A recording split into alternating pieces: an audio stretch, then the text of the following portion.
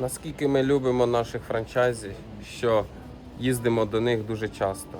Ми стаємо партнерами після відкриття франшизи і підтримуємо вас на протязі всієї співпраці 24/7. Зараз летимо на Гданськ, подивитися, як обстановочка у нашого франчайзі у Саші.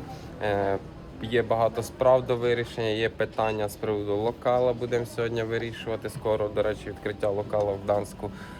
Тому їдемо на зустріч. Ще треба кое-що перевірити, обучити, щоб ми були впевнені, що наш франчайзі, наш хлопчик маленький вже готовий працювати без нас. Як відправити його вже в взрослу життя. Тому ми летимо на Гданськ, є багато контенту, п'ємо каву